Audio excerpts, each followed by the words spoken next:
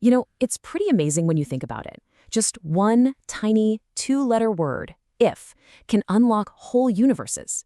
It lets us talk about everything from rock-solid scientific facts to our actual plans for the weekend and even those totally impossible dreams we cook up. So today, we're going to dive deep and really get a handle on the power of if. No, really, just think about that for a second. This isn't just about grammar. This is about having the right tools to talk about life's big what-ifs, its absolute certainties, and even its second chances. And right now, we're going to break it all down, step by simple step. So, to kick things off, we're keeping our feet planted firmly on the ground. For Act 1, we're going to stick to reality. We'll explore the conditionals that handle the concrete, predictable world around us. Basically, the rules for how things actually work. No daydreaming, at least not yet. Okay, first up, we've got the zero conditional. I like to think of this as the rule maker of the if world. If one thing happens, another thing always follows. No exceptions.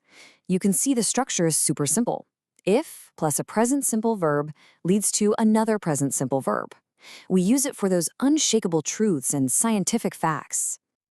And here is the perfect example of that in action. If you heat water to 100 degrees Celsius, it boils.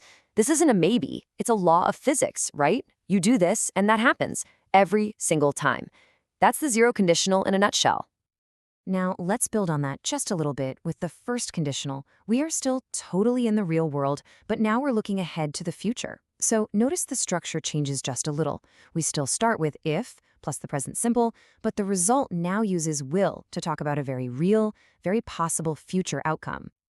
With this one, the outcome isn't a scientific law like boiling water, but it is a pretty realistic prediction. This is the language of cause and effect in our own lives. If you put in the effort, a good result is super likely to follow. It's not a 100% guarantee, but it is a real possibility we can plan for. All right, we've got the rules of reality down. Now for the fun part. In Act 2, we're leaving solid ground behind. It's time to explore the worlds we imagine. The situations that are unlikely, totally hypothetical, or maybe even impossible. Welcome to the conditional of daydreams. Seriously, the second conditional is built for all those hypotheticals about the present or the future. And the structure is the key here.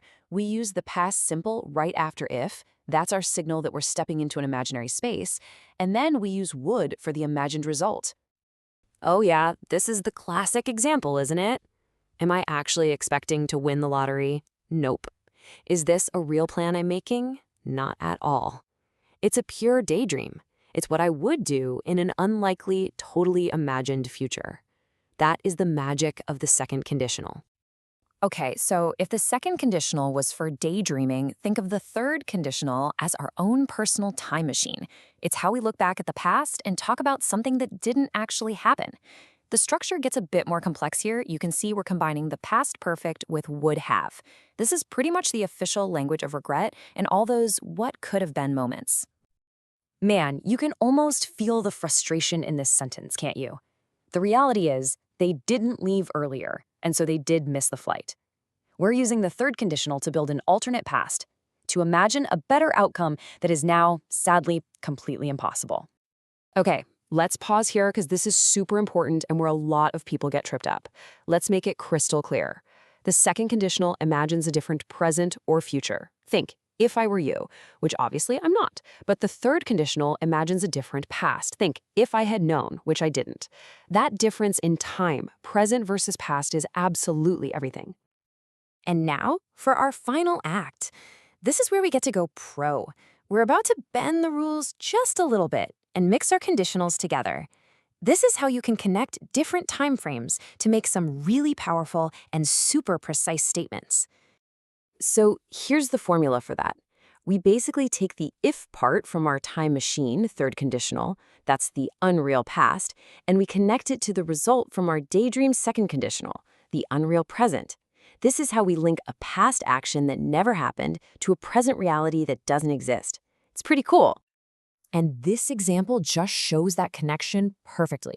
The past condition is unreal. She did not study medicine. And because of that, the present result is also unreal. She is not a doctor today. See how we've so elegantly connected a past decision to a present consequence, all in one sentence? Okay, you've totally mastered the main structures. Before we wrap this up, I've got a few pro tips for you. Think of these as some cool upgrades that are going to make your English sound even more fluent and sophisticated. So you don't always have to use if. For example, unless is just a cleaner way of saying if not. As long as is perfect when you want to set a really firm condition. And even if is awesome for showing that the result is going to happen no matter what. Using these just makes your speech that much more precise. Now, this is a really cool trick. If you want a more formal, kind of elegant sound, especially in writing, you can actually drop if completely and just flip the subject in the verb. So if I had known becomes had I known. It's a small change, but it makes a huge impact. All right, time to put all this into practice. Pop quiz. Let's start with this one. If he blank taller, he would play basketball. We're talking about an unreal situation in the present. So, what's the missing word? Okay, got that one? Let's try the next one. If you had worked harder, you blank the test. This is that classic past regret, our time machine conditional. How would you finish that sentence? And for the last one, let's bring it all the way back to reality. If it rains, we blank at home. A simple, real possibility for the future. What's the missing piece here? All right, pencils down. Let's check the answers. So, how did you do?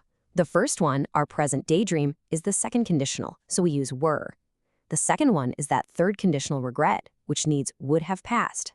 And the last one is just a simple, real-world first conditional, which uses will stay. Awesome job. You know, at the end of the day, these conditionals aren't just grammar rules on a page. They're the actual tools we use to navigate our lives, to look back at our past, to imagine a different present, and to create the future we want. So the real question isn't about the rules anymore. It's about you. How are you going to use them?